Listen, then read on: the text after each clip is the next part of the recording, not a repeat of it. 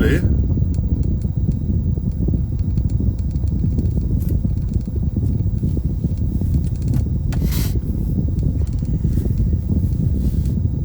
O som tá bom?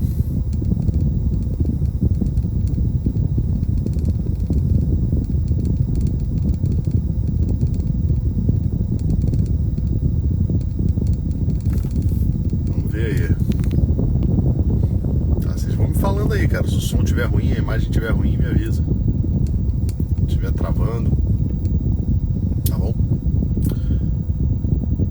Bem, vamos ver aqui se a galera vai chegando, mas se não for chegando, vamos fazer aquele esquema que a gente sempre faz, né? Prestigiar a galera que já tá aqui. E a gente vai começar aí o nosso papo matinal logo cedo. 7h17.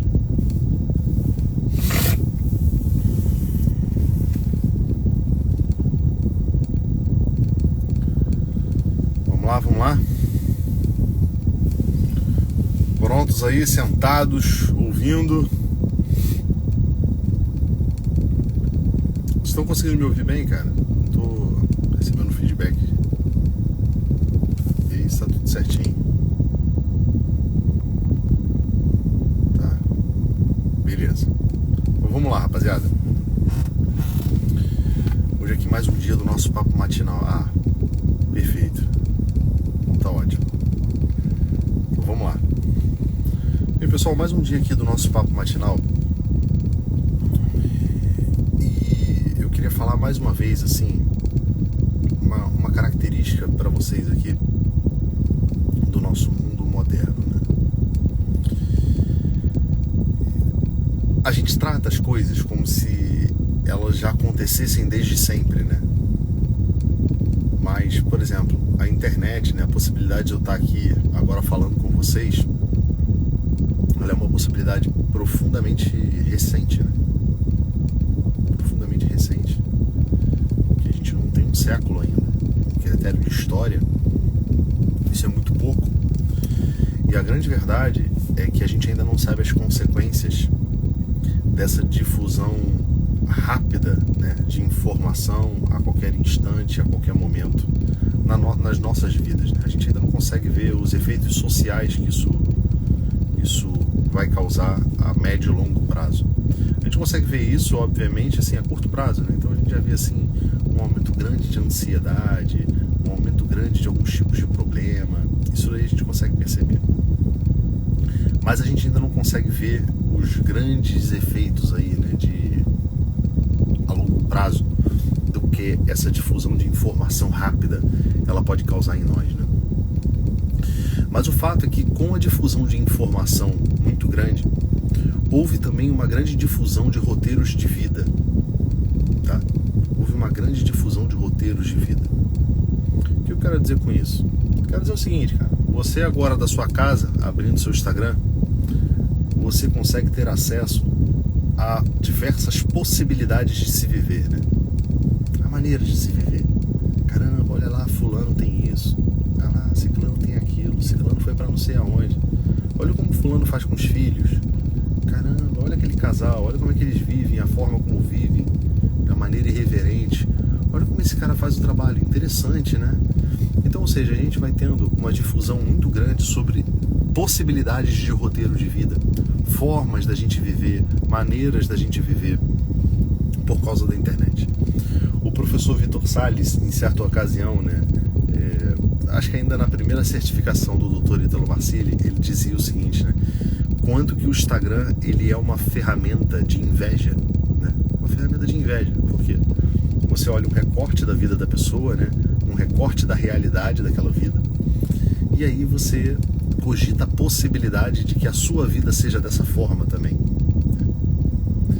Então, a internet permitiu isso, né? Permitiu essa grande difusão de roteiros de vida, e essa grande difusão de roteiros, chegando ao conhecimento das pessoas, virou uma grande ferramenta de inveja.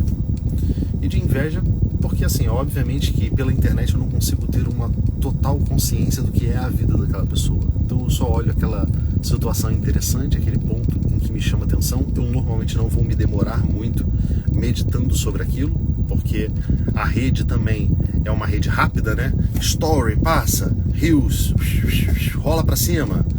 Então a gente vai permanecendo pouco nas coisas, a gente vai demorando pouco nas coisas e obviamente a gente vai chegando a conclusões rasas.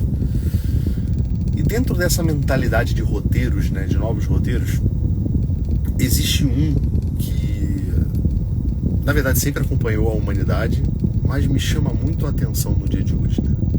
Me chama muito a atenção no dia de hoje. Que é o roteiro da prosperidade. O roteiro onde nós... Pessoal, rapidinho, só interrompendo aqui.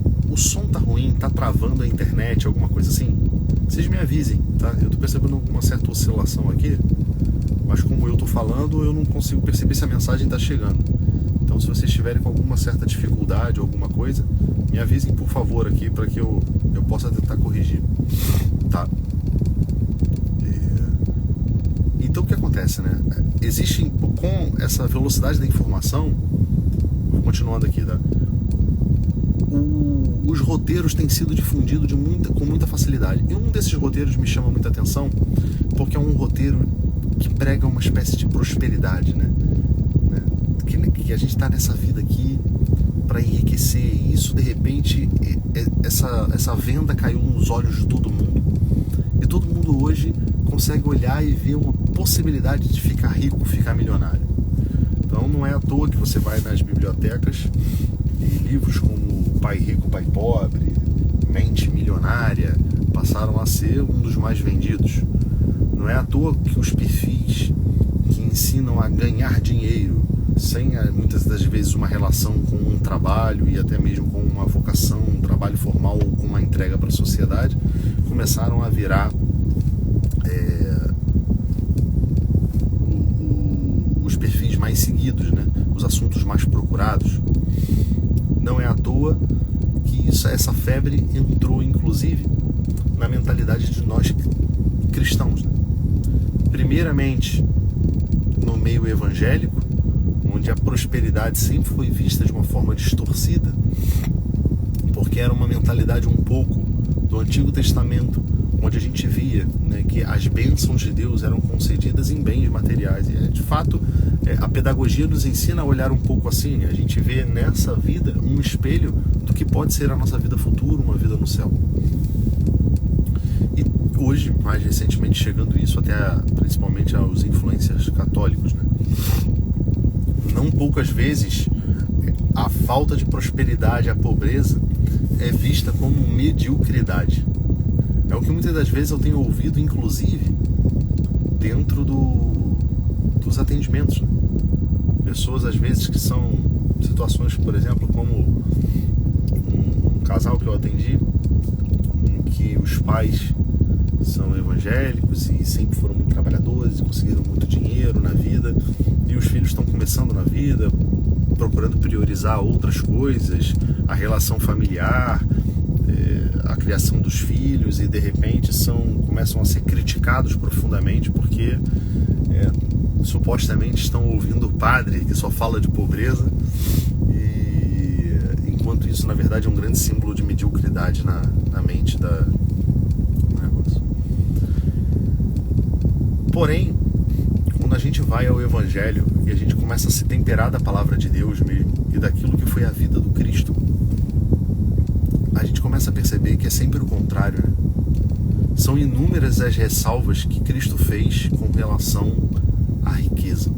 Não porque a riqueza ela é um mal em si, mas a verdade é que a riqueza ela vai sempre nos deixando com uma sensação de autonomia. E veja que aqui, quando eu estou falando de riqueza, eu não estou falando só de dinheiro. Se você é muito bom no futebol, por exemplo, você é um grande jogador de futebol, todas as vezes que você entrar num jogo de futebol, você entra de alguma forma bastante relaxado. Por quê? Os dons em você, eles são abundantes, né? E às vezes o diferenciam, inclusive, da grande massa comum. Então você não tem o que se preocupar, porque você sabe que vai chegar na hora e você tem o que entregar. Se o dinheiro ele superabunda na sua conta,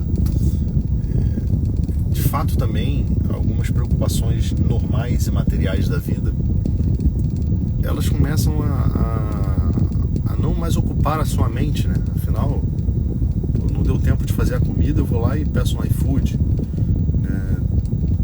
Eu tô com um problema para dominar alguma coisa na minha casa, eu vou lá e contrato mais alguém. Não é isso? Eu começo a pedir para alguém fazer um serviço para mim. Eu vou sempre resolvendo as coisas. E o problema é que isso, diante da realidade, vai nos dando uma falsa impressão. Uma falsa impressão de que nós temos um domínio de tudo, onde esse domínio realmente ele não existe. Onde esse domínio ele não existe.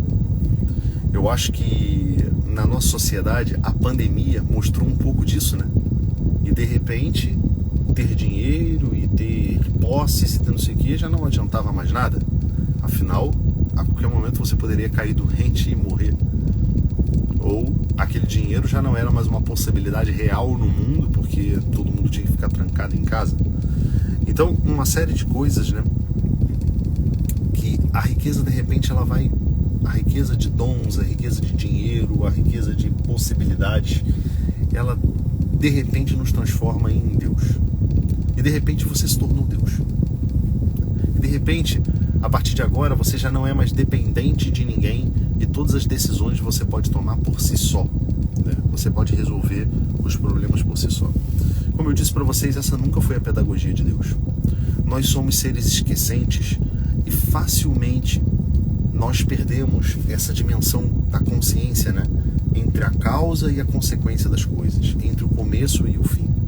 Facilmente no projeto da nossa vida, no durante a nossa vida, a gente se perde no que realmente a vida é ou para que ela se presta. Então existe um risco muito grande. E por isso eu digo para vocês, né, que os santos na igreja nunca olharam a pobreza, né, a inutilidade às vezes diante de algumas situações da vida, a impotência diante da vida, como um problema, mas muitas das vezes como um remédio. São Francisco de Assis, ele vai chamar a pobreza de grande irmã, né? De grande irmã. Alguns outros santos vão buscar a pobreza, vão deixar as suas coisas. Durante as cruzadas, né? As cruzadas são tão mal faladas dentro da igreja e dentro do ambiente da história, sobretudo, né?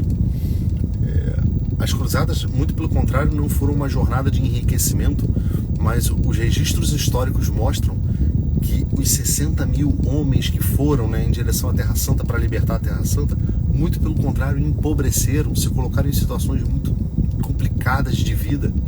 Por quê? Porque tinham um ideal maior.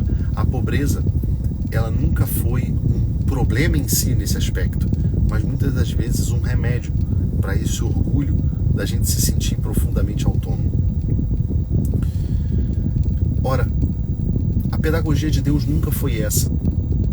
Veja que quando começa a história do povo de Deus, né, com Abraão, Deus vai tomar em conta como justiça, né, para poder se aproximar do homem um pouco mais depois do pecado lá original de Adão e Eva. Deus quer estar próximo do homem e existe uma impossibilidade de justiça disso, né? Porque Deus é eterno. Deus é eterno, onipotente, onipresente. Ora, uma vez que o homem rompe essa relação tendo conhecimento de Deus, não há ação do homem que possa reunir o homem a Deus novamente, né? Então, qual é o primeiro caminho que Deus encontra para isso tudo? Ele toma em justiça, ele toma como conta de justiça a fé de Abraão. Pense em algo mais impotente, em algo que seja o reconhecimento maior de uma impotência. Deus não toma em conta o sacrifício que Abraão fez, o dízimo que ele pagou, um ato de caridade que ele realizou, um bom trabalho que ele fez, né? O exercício dos seus dons. Deus toma em conta aquilo que é mais básico de Abraão. Abraão, eu só quero que você acredite em mim, que você tenha fé em mim. Você é capaz de fazer isso, ter fé em mim. E por que Deus pede isso a Abraão? Porque a fé, ela é o prenúncio do amor. Se hoje você quer amar alguém na sua vida, ou amar alguma coisa na sua vida, lembre-se que antes desse amor será necessário uma fé. Tá entendendo? antes de você ter um amor, será necessário construir uma fé, uma crença. Ah, mas como assim, Maurício? Como assim? A natureza do amor, ela não nasce de ações, né? Eu já falei isso pra vocês que em algum momento que obras é que são amores. É verdade. Não adianta nada eu ter uma grande ideia, um grande coração de ajudar uma pessoa que está passando por uma dificuldade e eu chegar lá e não ajudar de fato. Então, se a obra não acontece, o amor não acontece. Mas o amor, essa obra, ela só acontece no mundo, ela só acontece na vida de um personagem depois dela ter sido, antes de tudo, dela ter sido uma fé no crítico, na sua personalidade. Se dentro em você tiver uma crença que aquele é o caminho e somente assim você pode fazer o roteiro, né? Veja, eu só posso tomar um café no mundo se antes eu tiver a fé que café é bom, que café serve para alguma coisa, que café serve para beber, e por isso eu consigo fazer um roteiro de tomar café, tá entendendo? Então, veja que as nossas ações no mundo, elas são sempre precedidas dessa crença, dessa fé. Então a fé é o elemento mais básico que a gente precisa para amar uma coisa. Porque quando eu quiser amar alguma coisa, eu precisarei me colocar na presença e precisarei conscientemente demorar naquela presença.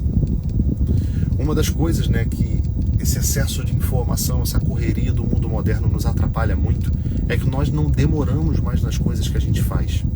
Veja, as pessoas às vezes chegam para mim, não é que é muito comum, né, no consultório, aí falam, Maurício, eu estou muito ansioso, eu não consigo ficar quieto.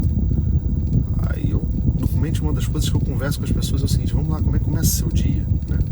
Seu dia, Maurício, meu dia já começa eu tomando café, eu ligo a televisão para ver um noticiário, eu pego o celular aqui para poder ver as últimas notícias, responder já os WhatsApps para já adiantar para estar no trabalho. Ou seja, quantas presenças que a pessoa se coloca, né, ao mesmo tempo. É impossível que o coração dela, que a mente dela demore nas coisas, porque o trabalho de tornar alguma coisa sólida, né, na nossa vida é como o trabalho de um olheiro, né? Vocês já viram como é que funciona quando uma pessoa está fazendo um vaso, quando ela está construindo um vaso? Eu não tive muitas experiências disso não, né? Mas quando eu era adolescente, era muito comum passar na sessão da tarde aquele filme Ghost, Do Outro Lado da Vida, né? Que é um filme espírita, né? Um teor todo espírita. Mas assim, né? A gente não tinha escolha, não tinha como você escolher qual filme que você estava assistindo, né? Então, era o que passava ali e era o que eu me temperei por um tempo na minha infância. E existe uma parte do filme onde ela está realmente manipulando o barro. E observa que existe um componente importante. O barro, né, que é líquido, que é pastoso, ele precisa de tempo para ir endurecendo. Assim funcionam as nossas concepções e a construção da fé na nossa vida, né? Aquilo que a gente escolhe amar na vida, é importante que a gente permaneça na presença, que a gente dure na presença de alguma coisa, para que aquilo vá ganhando substância dentro de nós, para que aquilo vá ganhando uma concretude. Então por que a nossa realidade hoje ela é tão líquida, ela é tão assim, passageira, a gente esquece tanto as coisas? Porque a gente não demora nas coisas. A gente não demora nas coisas. Então veja, Deus já tomou em conta a fé de Abraão simplesmente como esse princípio para poder começar. Por quê? Porque a fé é uma condição básica para o amor. Tá bom? Outro exemplo, né, de quanto que é importante assim a gente viver um pouco mais dessa pobreza, né, nesse período, sobretudo mais especial, é que hoje nós celebramos o dia de São José. E às vezes quando eu vou pensar ou meditar um pouco sobre a vida de São José, algumas coisas me chamam a atenção, né? Deus não precisava de José para que Cristo viesse ao mundo. José era pai adotivo, ele não teve uma participação material nesse sentido da formação e da concepção do Cristo. Mas Deus quis precisar de José. E quis precisar de José, dando a José muitas das vezes os desgostos de uma impotência no mundo. Veja, José foi incapaz de proteger o menino Jesus no sentido de lutar contra os seus perseguidores, teve que fugir para o Egito. José foi incapaz de conseguir uma hospedaria para a Virgem Maria. A gente vive num mundo hoje, né, como eu estava falando para vocês no início da live, onde a gente fica querendo pegar roteiros dos outros, e hoje está muito em voga essa ideia da prosperidade, né? Ah, então você só é homem se você é um provedor, você só é uma mulher se você dá conta do lar ali com maestria, né? Você faz a coisa funcionar como se você estivesse num grande concerto ali, a mulher regendo o lar. E aí você se cobra por causa disso, né? E aí você se sente mal por causa disso, porque você não consegue dar conta de tudo. Ora, meus amigos, a única coisa que Deus te pediu em toda essa circunstância é que você tenha fé, sabe? E ter fé depende muito mais de uma atitude passiva do que de uma ação. É verdade, a fé é a base do amor, né? O amor só vai nascer dentro de uma fé, e obras é que são amores. Mas o problema é que o nosso problema hoje, ele é anterior a isso, tá entendendo? Anterior a isso. O problema é que a gente não dá a base para o amor nascer. A gente não dá a base para os verdadeiros amores nascer. E a base para os verdadeiros amores nascerem é esperar, estar numa ação passiva, estar numa ação de crença, é receber. Ninguém consegue dar aquilo que não tem, meus amigos. Certa vez Jesus foi perguntado, mestre, né, qual é o maior mandamento da lei de Deus? E aí me chama a atenção que quando Jesus vai citar o mandamento de amar a Deus sobre todas as coisas e ao próximo como a ti mesmo, ele começa pelo princípio, que diz assim: Shema Israel Adonai Eloheinu Adonai. Ou seja, ouve Israel. O primeiro passo para o amor é ouvir, é receber. Então, se nós queremos melhorar nessa vida, nesse tempo de quaresma e tudo mais, a primeira coisa que a gente precisa fazer é dessaturar do nosso excesso de presenças e se colocar numa posição de escuta. Percebe, meu amigo, antes de tudo, que você é amado. Percebe que você é querido. Dê glória a Deus pela pobreza que existe na tua vida. Não só pobreza material nesse sentido, não. Às vezes a pobreza de dons. Outro dia eu conversava com meu filho falava comigo, né? Pai, eu não sou bom em nada de esporte, eu não faço... Eu falei, beleza, meu filho, mas que bom, porque quando você olha isso tudo, você vai ver o seguinte, que quando você conseguir ter um bom desempenho, você não pode desistir, não pode parar de tentar, mas que quando você conseguir ter um bom desempenho em alguma coisa, isso não é obra das tuas mãos, entende? Isso é obra de Deus que está ali te ajudando em alguma coisa. Eu vez ou outra, assim, chego no meu trabalho e percebo um pouco dessa questão, né? Eu falo assim, cara, eu não sou nenhum expoente, eu não sou o galáctico, eu não sou o cara, o melhor que faz todas as coisas, mas todas as vezes que eu consigo entregar algo bom, eu consigo perceber nisso tudo o seguinte, cara, Deus me ajudou. Então veja como a pobreza, ela me salva nesse aspecto, porque se eu fosse muito bom em alguma coisa desde sempre, para mim seria difícil encontrar a mão de Deus nisso tudo.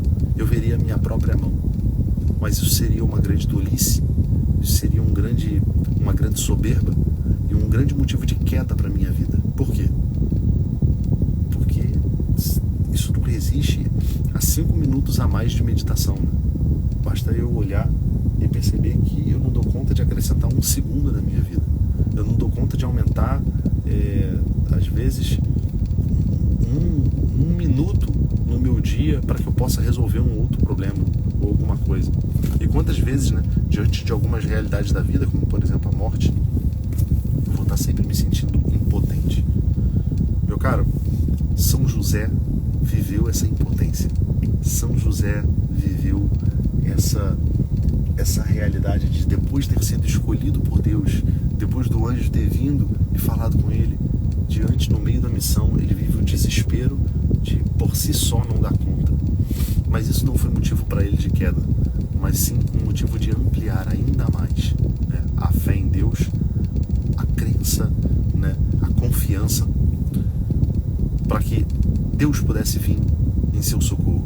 E aí o que acontece? Quando a gente vive assim, a esperança não decepciona. Deus vem como um cavaleiro, né, em acelerado, correndo, para poder vir e nos salvar e resolver as nossas questões, né, os nossos problemas. materiais na vida e problemas espirituais também. Então que hoje a gente possa reforçar no nosso dia essa confiança em Deus, essa certeza de que Ele está conosco. E essa confiança, como é que eu a fortaleço, Maurício? Como é que eu faço isso de uma forma prática? Comece a demorar nas coisas, comece diante das coisas que você estiver fazendo na vida, olhar os detalhes, olhar as coisas que acontecem na sua vida, para que você possa ir percebendo os toques sutis de Deus na sua vida. É no olhar do teu filho, é num café da manhã, nos pequenos sorrisos e nas feições da sua esposa, do seu marido, é no seu trabalho, você tentando perceber a situação e o momento, percebendo que há outras possibilidades e até mesmo em situações ruins, né?